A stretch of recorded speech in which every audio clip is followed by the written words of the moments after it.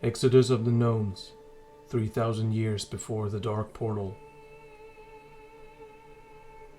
As wars raged and the new civilizations arose across the surface of Azeroth, the Earthen Largy kept to themselves. They were unconcerned with the activities of the world's other races.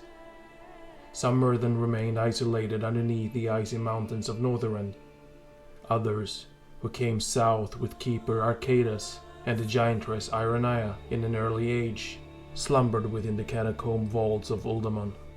Only a small few of these Earthen had chosen not to be placed in stasis, deciding that they would watch over and maintain the facility alongside their mecha-gnome companions. During this period, Arcadas and Ironaya grew distant from their servants.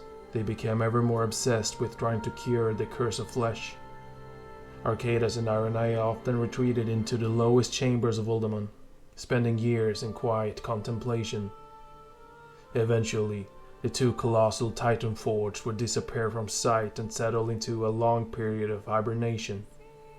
Centuries passed without a word from either of them, and the mecha-gnomes and Earthen were left to manage Uldaman on their own. When the Sundering tore through Azeroth, many of the active Earthen reeled from the catastrophe. They felt the pain of the broken world as their own. They tunneled deep within Uldaman and locked themselves away within the hibernation chambers alongside their sleeping brethren. Only the mecha-gnomes remained to watch over the facility. Yet they, too, eventually succumbed to the curse of flesh. The affliction caused many of them to degenerate into fleshy beings, later known simply as gnomes. Physically and mentally debilitated, these creatures lost all sense of purpose and abandoned the halls of Uldaman. They fled into the surrounding mountain peaks and caverns. Only a handful of mecha-gnomes stayed in the facility, still driven by the Titan-forged imperative. The first generations of gnomes carved out an existence in their snowy mountains to the west of Uldaman. Lacking natural strength and defenses, the frail gnomes struggled to survive amid the harsh elements, barbaric ice trolls, and other threats that roamed the land. They did, however, retain their natural intellect and ingenuity. As generations passed, the gnomes dedicated themselves to technological advancements and discovery. These would be their only means of sustaining themselves in the savage new world.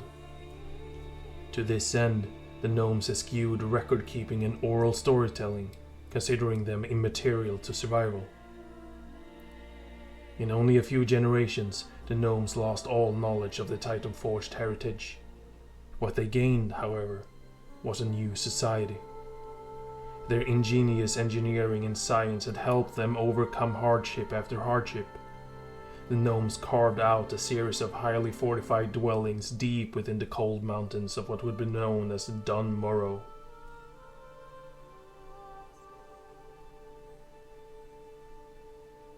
The rise of Arathor, 2,800 years before the Dark Portal. Over thousands of years, humanity flourished in the Eastern Kingdoms. This young race had originated from a group of Rykel who had settled in Tristfall Glades. Although humans were diminished in size and strength from their progenitors, they possessed incredibly strong willpower and survival instincts. Groups of hunter-gatherer humans proliferated throughout the forests and hillocks of the continent. As their society evolved and advanced, humans gathered in an array of different tribes. Each of them practiced animistic beliefs, mainly crude forms of druidism and elemental shamanism. Despite the existence of Amani trolls, high elves, and other potential threats, humanity's greatest adversary proved to be itself. The early tribes constantly warred with one another for land, and by extension, power. One tribe, the Arathi, came to realize the error of its ways.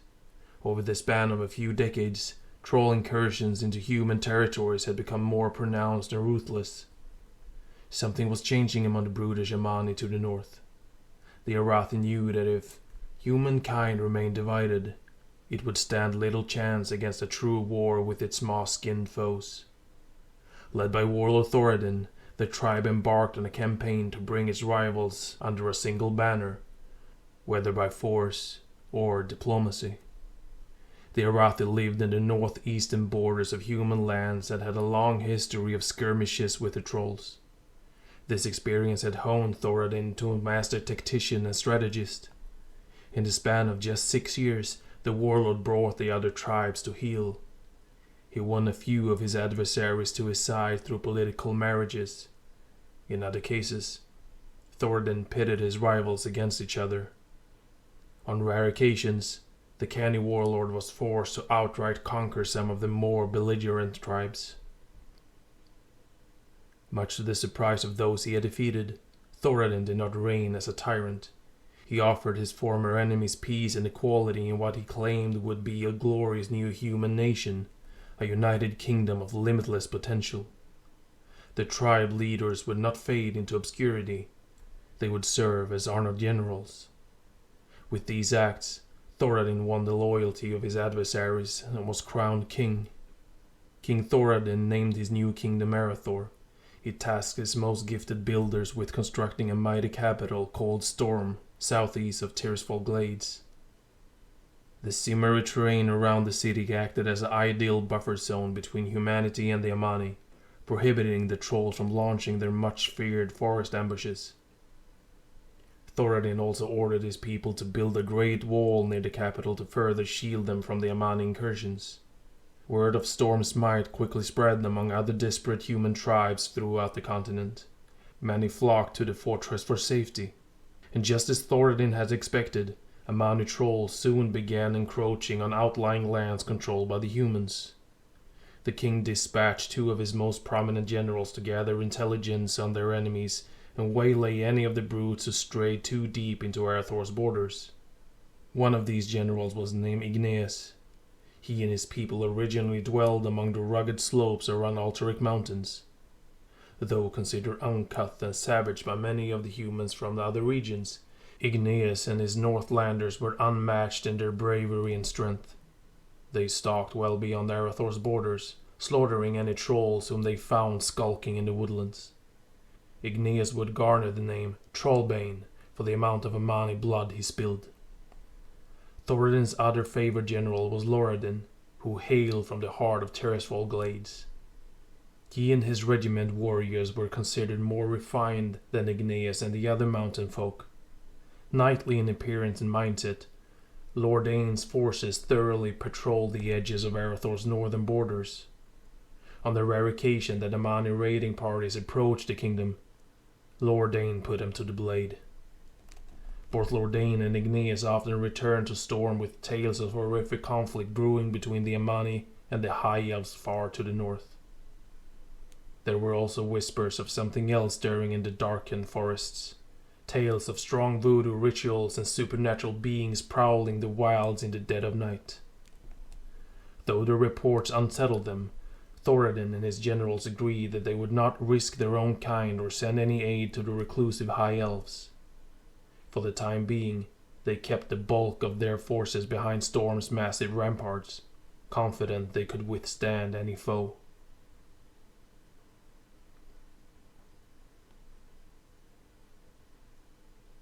Legend of the Silver Hand. No one knows what became of Tyr's fabled Silver Hand, left behind in ages past at the heart of Tirisfal Glades. The Silver Hand was a common symbol for the human tribes that inhabited the region. It appeared on clothing and pendants, worn to ward away any evil spirits, protect warriors in battle, and cure disease.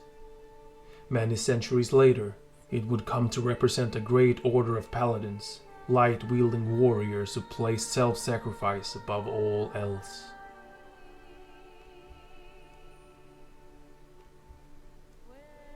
The Troll Wars, Part 1. The Siege of Kel'Thalas, 2,800 years before the Dark Portal. Millennia after being defeated by the High Elves, the Amani trolls plotted revenge within their temple city of Zulaman.